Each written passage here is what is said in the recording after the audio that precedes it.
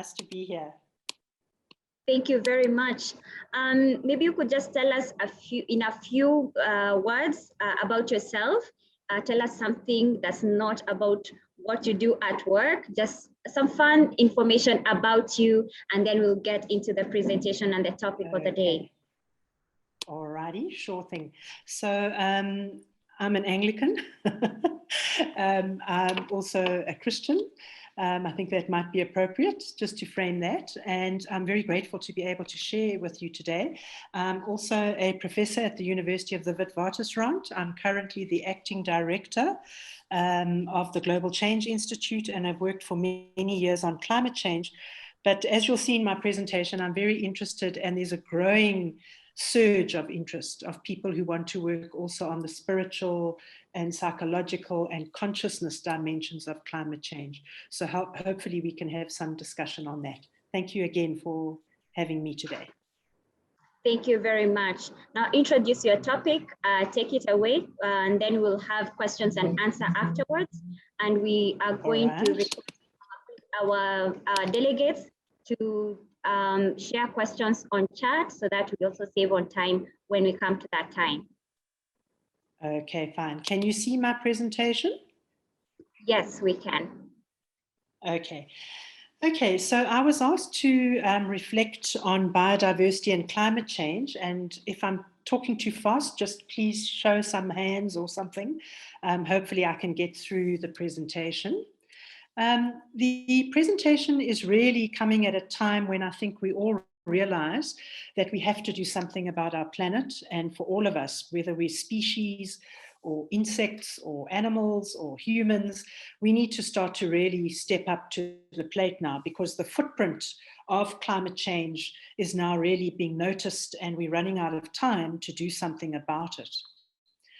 So in the language of the climate change community, we talk about the nexus of things coming together. In other words, between climate change, biodiversity, and then communities that intersect. Some people use the word intersectionality, which is just a fancy way of saying that all these drivers or causes of change, whether they're short or long-term, intersect. But what we're trying to do as scientists and as NGOs, civics, churches, spiritual leaders, is really trying to understand the systems and the values that are causing this interconnection, and why it is that we seem to be degrading the planet, both in terms of sustainable development, but also in terms of biodiversity. And so what I want to share with you is, what do we need to know, and what will we perhaps never ever know? Because there's some things that we can never ever know precisely. And then importantly, what role does politics and other drivers of change play in this nexus? And it's a huge field. We can't get to everything today, unfortunately. And then what are we doing in the community?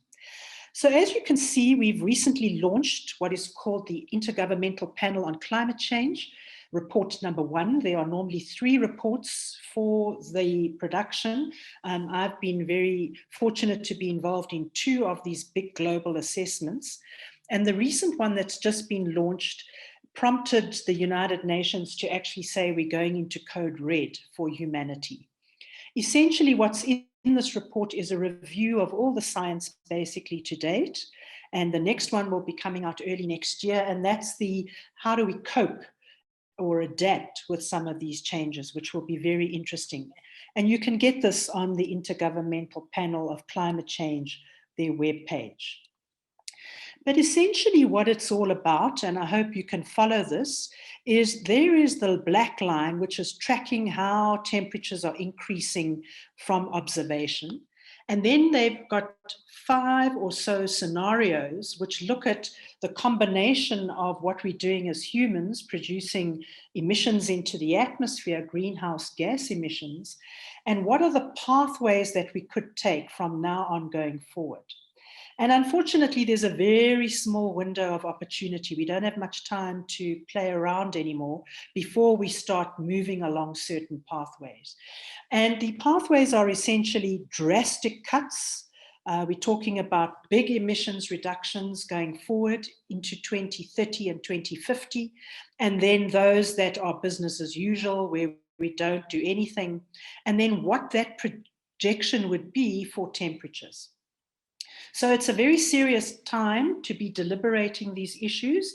And I think the faith-based communities play a huge role in caucusing and bringing together civic society to make a case going to the COP and to the Conference of Parties coming forward. The biggest problem is that Africa, unfortunately, has been already identified as one of the continents for various reasons, both geographical and also based on capacity, as being one of the most at risk. We talk about the Southern African region being a hotspot zone, and I'll talk about that in a minute. But our temperatures appear from the model projections going forward that we as a continent are warming up at twice the global average. Any of you who are in Johannesburg at the moment or in parts of Southern Africa, we're already really, really hot at the moment, and it's only September. So we are recording unusual heat conditions which seem to be matching now these projections. Southern Africa is also projected to become systematically drier and warmer, and you can see these projections going forward to 2060, and all these brown areas show you the drying conditions, and then to the north of us, wetter conditions that would be occurring. And what that might do to us then means that we really have to start thinking both institutionally and practically about how do we cope with some of these changes. So some of the assessments that have been done with the IPCC are really quite alarming. The risk that we might warm up to 3 degrees in this part of the world, that Botswana in 2015-16, in the previous droughts, lost 40% of their cattle. So what could that mean if we have back-on-back droughts or a period of drought? And then the maize crop that was lower than the previous year. And then what that could also mean in terms of subsistence farming. Many of our communities are still farming on the basis of trying to make a livelihood. But then the other issues around the economic issues, what this might mean, the collapse of some kinds of socioeconomic systems. So there is also the opportunity, and I want to try and share some of that with you.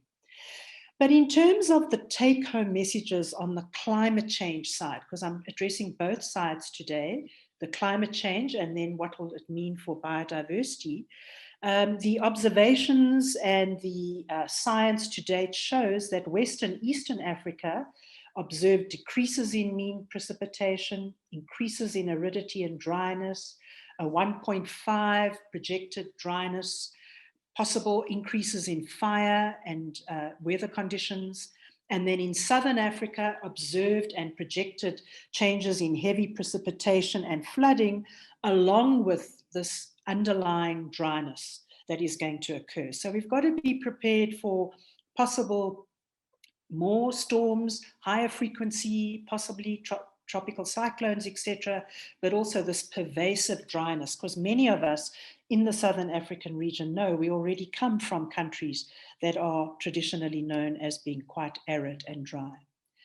So that is the backdrop. It's not a very nice one going forward, but we also have implications for coral reefs. You can see the pictures here of biodiversity, what that might mean with bleaching, with the heating that occurs in parts of our neighboring areas, Mauritius, Madagascar, etc.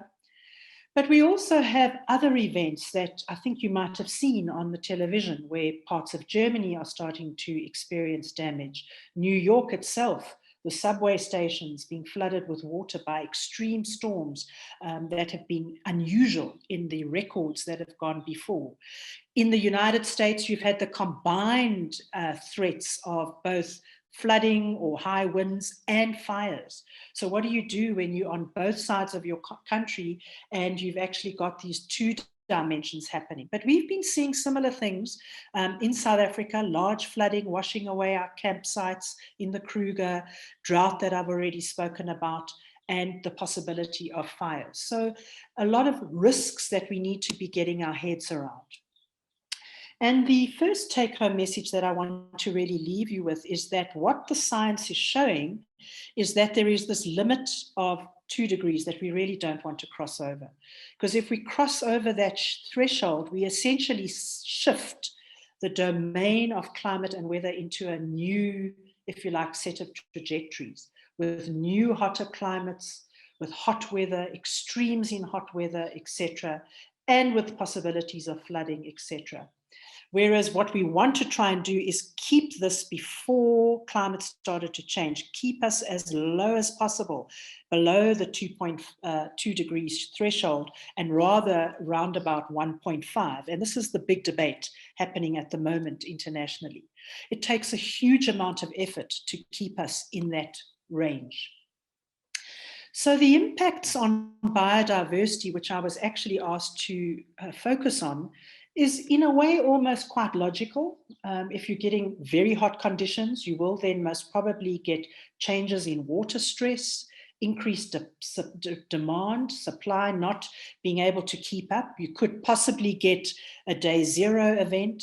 Your lake characteristics, the nutrient cycles could be affected, and plants and animals will respond as well as CO2 levels lead to faster growth in some tree species, etc.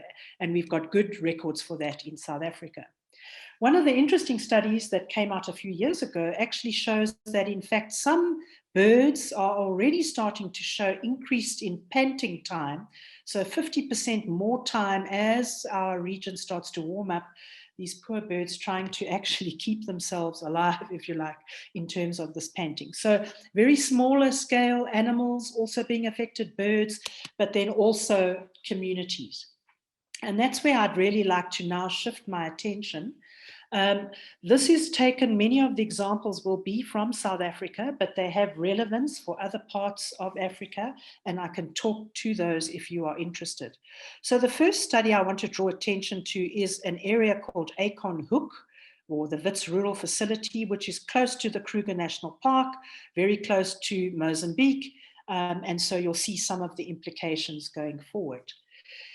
The area is a very traditional, if you like, rural settlement in a very warm part of the country, particularly in the northern parts of the country. And I think for many of us who come from Africa, that is a traditional, if you like, picture of the rural settlements that many of us know. But for many communities actually depend, as I'm sure you know, it's not rocket science, on the natural resources, on the biodiversity resources to sustain themselves, both for grass cover and thatching for their homes, for firewood, both for sale, for income generation, but also planting, etc. So the resource of biodiversity is not just the loss of species, etc., like coral reefs, but also direct livelihood cases. So linked to these biophysical changes are a number of other what we call multiple drivers of change. Millions of rural households who were removed through the apartheid era into resettlement villages, their dependence on migrant labor and social grants, communal land tenure, etc., traditional authorities, etc. So one of the points that I'd also like to leave you with is not just the climate change message, but that there are a number of factors that intersect, as I indicated right at the beginning, to ramp up those conditions. But those same factors that are driving change can also be dampened or reduced if we get, if you like, our act together as soon as we can. So for example, if I can show you some data that came from this area, this is showing you how communities in that area of Wits Rural Facility actually make use of wild herbs, firewood, insects, and actually for sale. Some of them make a lot of use. There were about nearly 600 people interviewed in 2010, and most of them were reporting that at least once a year they were really making recourse to biodiversity. And then some were using biodiversity resources at least once a week. And you can see some of the resources that they were using: fuel wood, wild fruit, edible wild herbs, etc. So communities are going to be impacted by any change on their resource use. And there you can see some of the wild foods that were gathered, wild herbs, wild food, fruits, and also edible insects over a period of a couple of years that were monitored. So the link, the interaction between nature and society is very strong in Africa. And more so when you start losing household members because of big shocks like HIV/AIDS and now more recently COVID. And I'll talk about that in a minute. So when you lose a household member in many of our African contexts, you lose an income. And then you actually have a huge amount of changes. So the changes in the diet, but also no longer being able to buy fuel, wood, and water.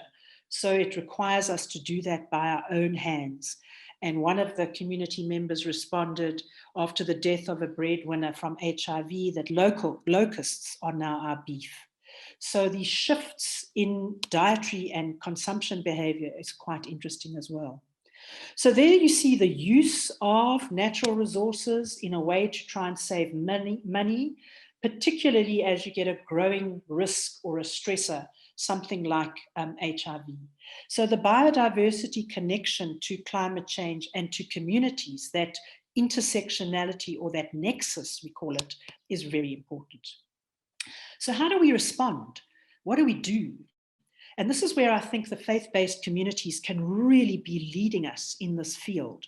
And here's an example from the Tsitsa project, which is based in South Africa, and two dams were planned on the Mzimvubu water project, and these dams are starting to silt up, and they were planning these dams, and before they started to get to this, the Department of Environment Affairs and Fishery in the Environment from South Africa and the community decided to meet together and see what they could do to stop this degradation that was occurring.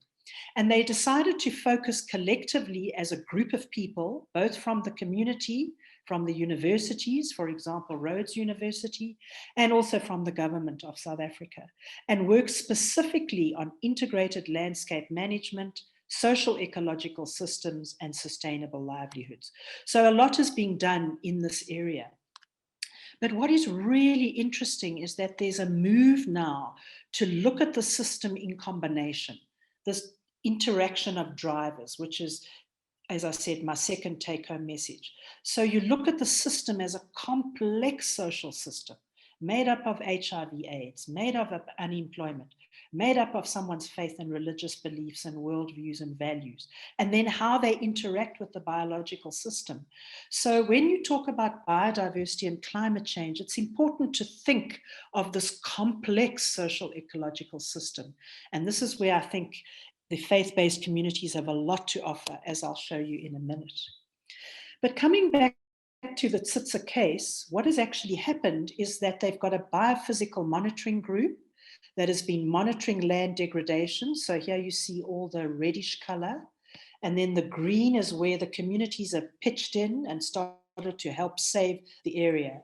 And you can see from about 1990, I think, to about the present, started in 2020, they've also had active monitors working in this area. And you can see some of the gains that have been made, decreases in total land areas that are being degraded, etc. So it's a very, very interesting project.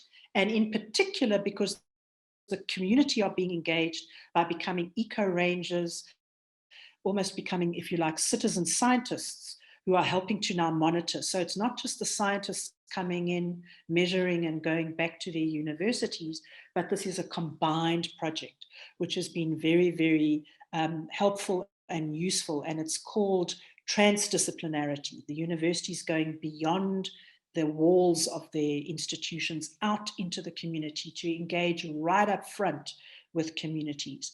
And again, I think this speaks to what many of the faith-based organizations have been trying to promote for years, which is much more of an interactive earth stewardship approach.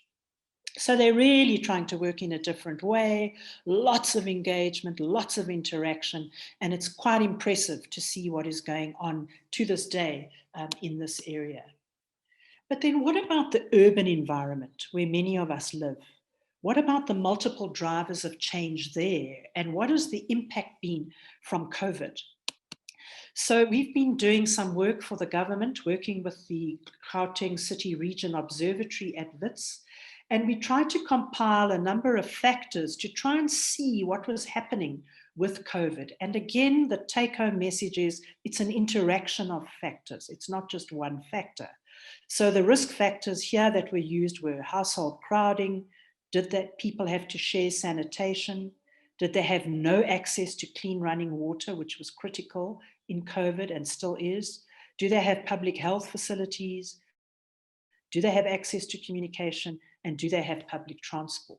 And this is for Gauteng. And if any of you know, there's Johannesburg, there's Sandton.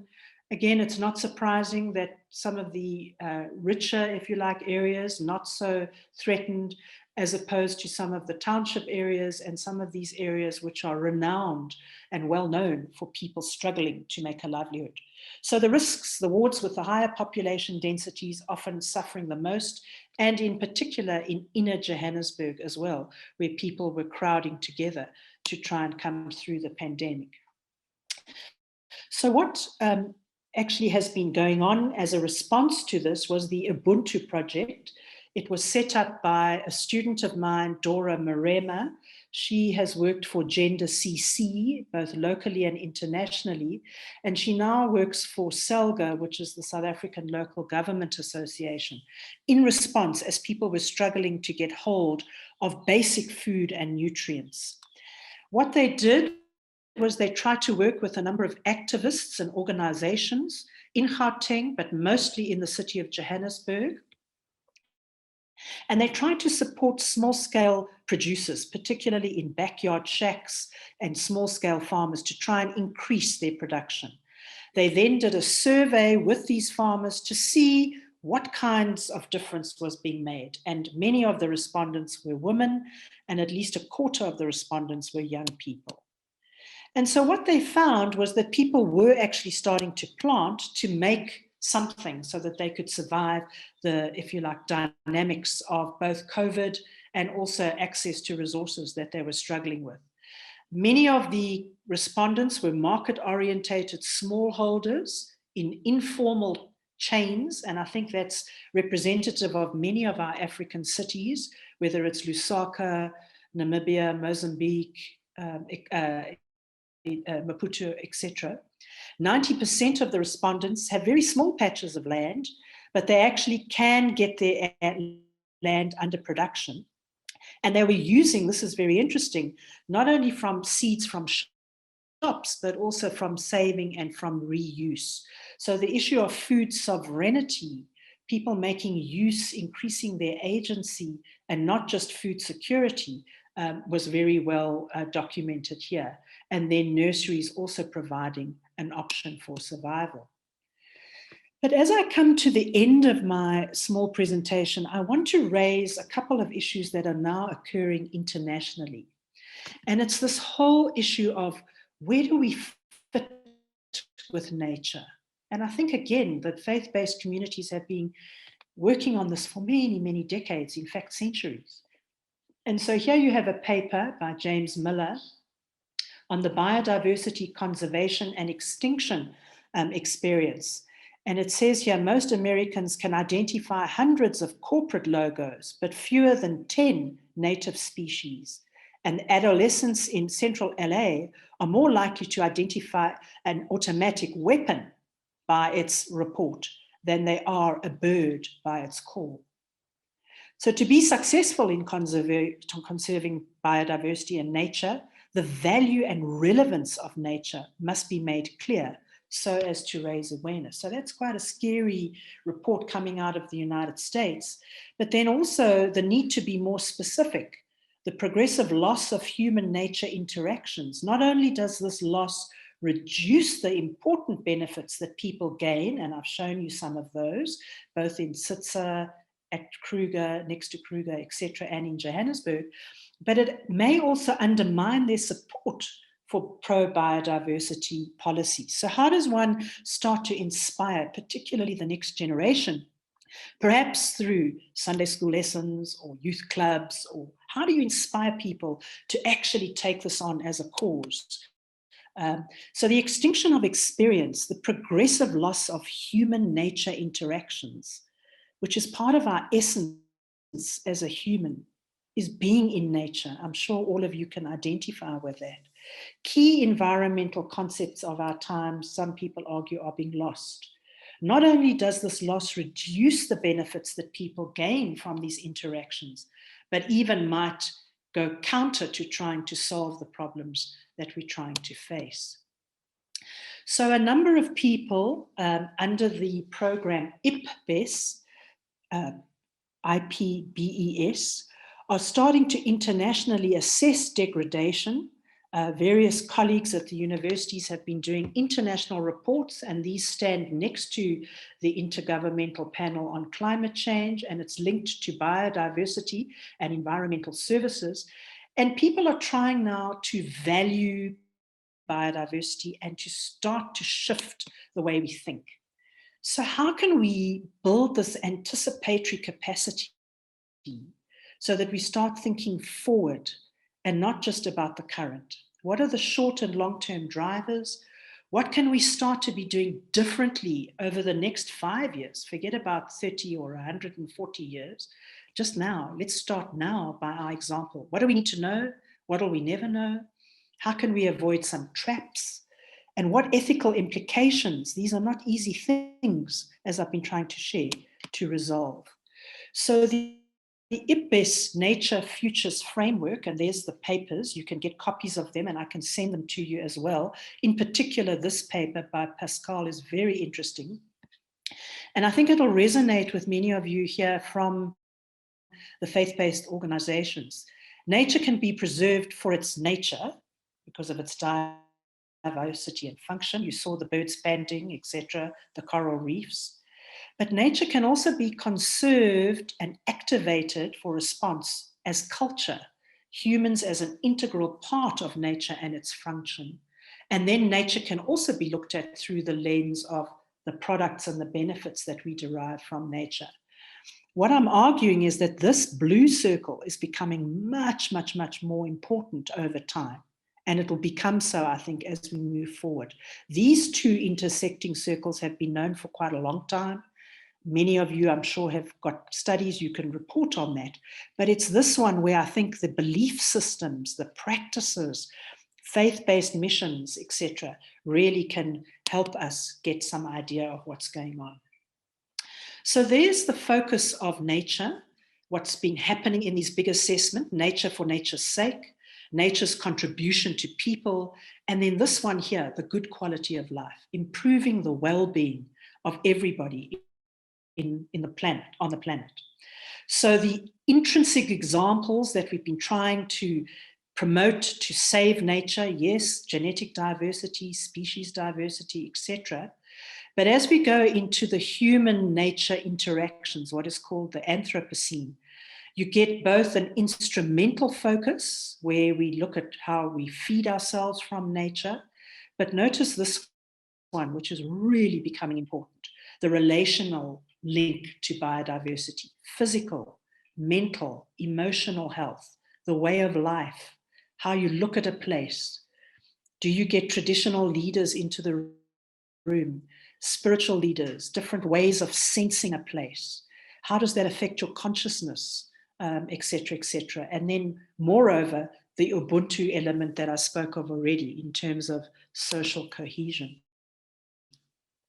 So in conclusion, as I come to the end of my brief presentation, I would argue that there are a number of issues we mustn't lose sight of. And one of those, I think I've tried to show quite clearly, is the issue of intersectionality, that we don't live just in a climate-driven world. We live in a world that's driven by climate, but it's been influenced by what we do on the planet.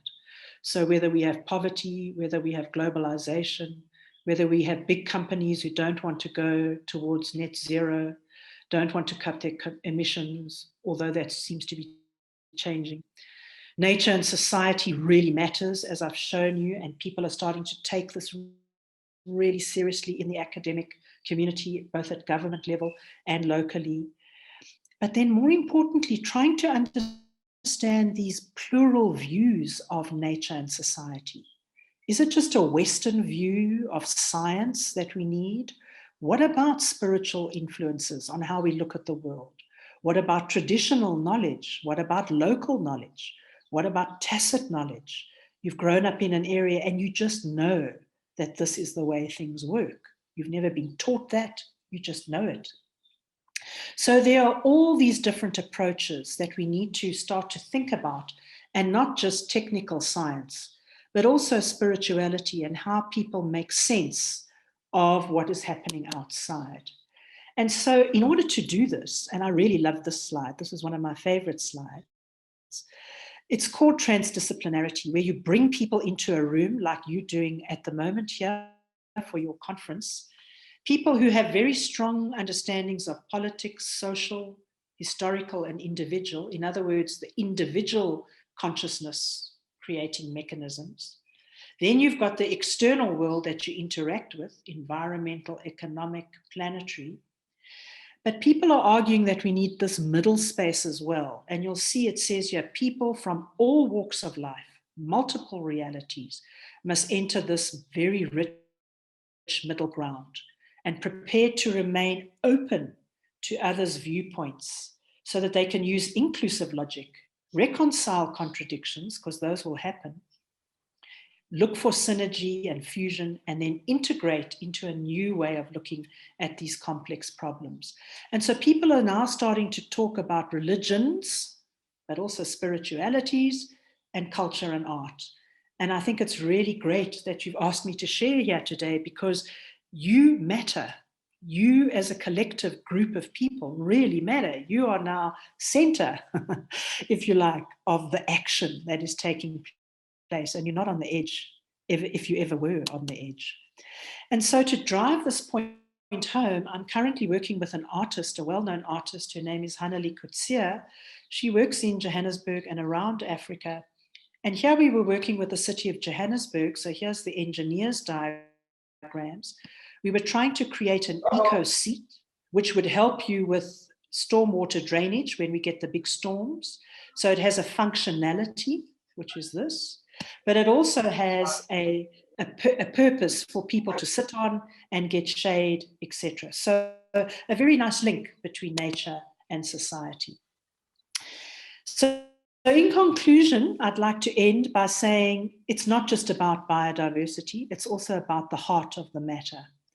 And I would argue that there are three things we really need to be focusing on. This comes from a colleague of mine in Malaysia. The first is hardware. We need an internal motivation for long-term collective action. If this doesn't switch you on in the morning, then you're not going to fight for this because you don't really have a passion. So we need this hardware. And I think the role of the faith-based communities can do a lot here to help us switch on and ignite our passions. But then we cannot ignore the artificial intelligence, the AI revolutions, the technological. So we need both. But then we also need the software. We need to understand, what is this going to take? How are we going to shift our policy, our politics, our institutions? And then what role does art, design, and social media play? So in conclusion, ladies and gentlemen, I want to thank all my colleagues here who helped me with this presentation. And I hope that it's been useful, and I'm more than happy to take some questions and to interact with you. Thank you all so much for listening.